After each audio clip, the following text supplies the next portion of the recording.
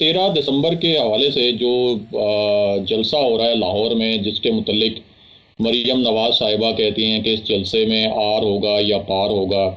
इससे पहले उन्होंने 8 दिसंबर को जो पीडीएम का इजलास था उसके हवाले से भी कहा था कि आर होगा या पार होगा। तो 13 दिसंबर के जलसे में जो मियां नवाज शरीफ की तकरीर है, उस तकरीर को बड़ी ही एक कलीदी तकरीर करार दिया जा रहा है अपोजिशन की जानिब से।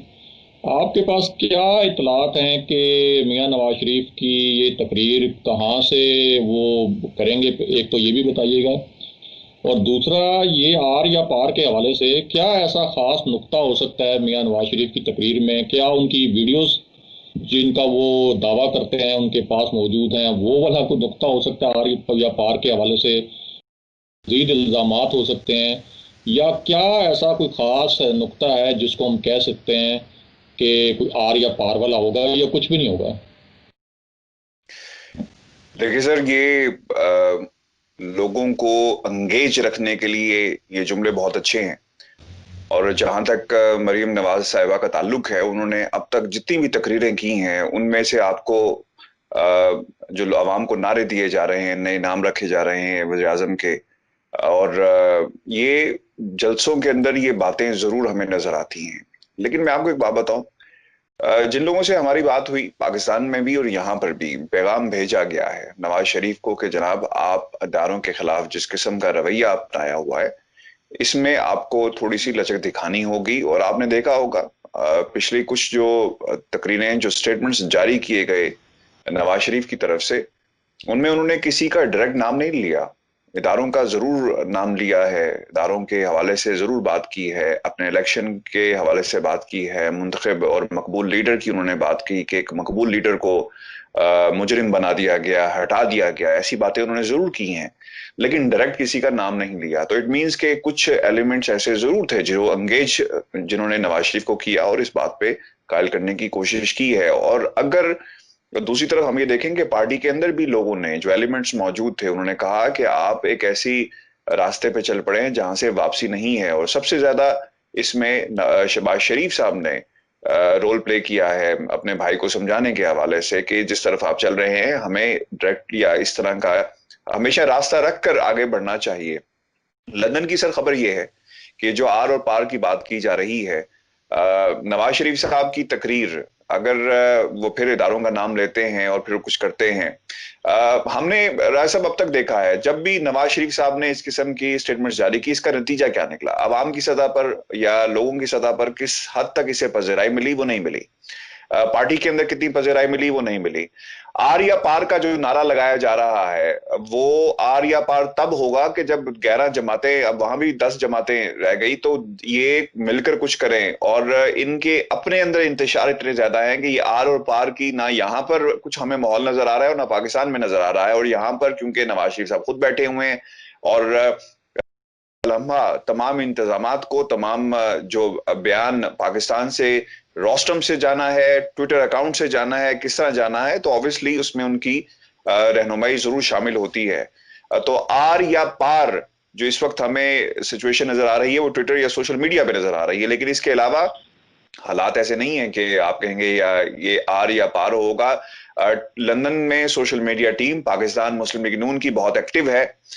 डीजे बट का मामला हो, नवाज शरीफ की तकरीर हो, मीनार पाकिस्तान में पानी छोड़ने की बात हो, लाहौर में मरीम नवाज खाना खाती हुई नजर आ रही हो, या इसके अलावा आपको लाहौर की सड़कों के ऊपर जब ये कहा जाता है कि कुर्सियां नहीं दी जाएंगी और कुर्सियों की जरूरत नहीं है, तो इस किस्म के आपको बयानिए जरूर मिलेंगे, इस किस्म के स्टेटमेंट्स आपको नजर जरूर आएंगे। तो ये जंग इस वक्त सोशल मीडिया पे लड़ी जा रही है, आर और पार की।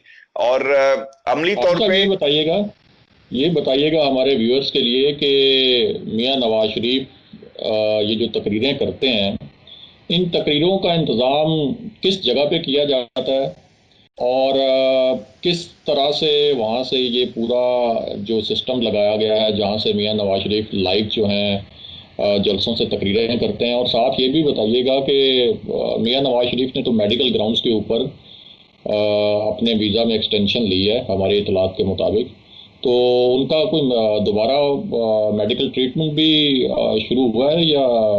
क्योंकि अभी तो तकरीरें उनकी जारी हैं, बज़ाहिर लगता नहीं है कि वो कोई इनका दोबारा से मेडिकल ट्रीटमेंट भी शुरू हुआ है। देखिए sir, he is under treatment. जब आप किसी भी नून लीग के किसी बंदे से या मोतबर जितने भी इनके लोग यहाँ पर बात करें तो वो ये कहते हैं कि ही इज अंडर ट्रीटमेंट। उनका ऑनलाइन ऑनगोइंग प्रोसेस चल रहा है और उस वक्त तक चलता रहेगा जब तक डॉक्टर्स उन्हें, आपको याद होगा कि 2-3 जो प्रोसीजर्स थे उसका जिक्र भी डॉक्टर अदनान कर चुके हैं, और अभी तक हमें तो खैर इंतजार है कि वो प्रोसीजर्स कब होंगे। बरतानिया के अंदर अस्पतालों की सिचुएशन ये है कि इलेक्टिव सर्जरीज हैं, नॉन इलेक्टिव सर्जरीज हैं, और जो ऐसी सर्जरीज जिसमें जिंदगी को खतरा हो तो वो फौरी की जा रही हैं। तो ये सर्जरी ऐसी नहीं है कि इसमें जिंदगी को खतरा हो, लेकिन हम ये बात इसलिए नहीं कह सकते क्योंकि आप जब डॉक्टर अदनान से बात करें तो ये कहते हैं कि उनकी जिंदगी को खतरा है और उनका यहाँ पे रहना बहुत ही जरूरी है। तो चेकअप उनके अस्पतालों में रूटीन चेकअप उसी तरह, जिस तरह आपको याद होगा कि पिछले साल इन्हीं दिनों के अंदर होते रहे, अस्पतालों में आना जाना और मेडिकल जो एडवाइस है वो ली गई। अभी भी सिलसिला जारी है, लेकिन नवाज शरीफ पॉलिटिकली बहुत ज्यादा एक्टिव हैं। पाकिस्तान के अंदर इस वक्त जो भी आपको डेवलपमेंट नजर आ रही हैं, फजल रहमान साहब से बात करनी हो, पाकिस्तान की जो 10-11 जमातें हैं इनमें से किसी से बात करनी हो, नई हिकमत अमली देनी हो, तो वो यहीं से होता है। इंतजामात की जहां तक बात है, हसन नवाज के दफ्तर में ये तमाम इंतजामात किए जाते हैं और वहां पर एक बाकायदा एक टीम मौजूद है जो इसको पाया तकमील तक पहुंचाती है। और जितनी भी तकरीरें नवाज शरीफ ने बरतानिया से पाकिस्तान में की वो इसी दफ्तर से की गई। और होता ही है कि पार्टी वर्कर्स यहाँ पर पहुंचते हैं, जो नून लीग की लंदन चैप्टर की क़यादत है वो यहाँ पर पहुंचती है, वर्कर्स यहाँ पर पहुंचते हैं, नवाज शरीफ का इस्तकबाल किया जाता है, फिर नवाज शरीफ अंदर चले जाते हैं जिसमें आबिद शेर अली और नासिर भट्ट और राशिद नसरुल्लाह जो उनकी यहाँ पे जो सोशल मीडिया टीम है उसको देखते हैं, वो लोग अंदर जाते हैं, नवाज शरीफ के साथ होते हैं, बाकी भी इसके अलावा उनके जो लोग हैं वो उनके साथ होते हैं। तो यहाँ पर आपको याद होगा माजी में पाकिस्तान तहरीक इंसाफ के कुछ लोगों ने आकर एहतजाज भी किया था इस रिहाइशगाह के बाहर। तो एक एक स्ट्रेटेजी ये भी है कि वर्कर्स को यहाँ पे रखा जाए और ऑब्वियसली अगर कुछ ऐसा होता है तो उसका जवाब दिया जा सके। तो नवाज शरीफ यहाँ से तकरीर करते हैं और अब जो अगली तकरीर होगी वो भी यहीं से की जाएगी। तो आपको याद होगा हमने माजी में आपको बताया था कि हसन नवाज का दफ्तर जो है वो एक तरह से मुस्लिम लीग नून का लंदन सेक्रेटेरिएट बन गया है। एक और वीडियो स्कैंडल में इन्वॉल्व शख्सियत थी, नासिर जंजुआ, वो भी बरतानिया पहुंची थी, तो उनकी भी मुलाकात हुई थी मियां नवाज शरीफ से।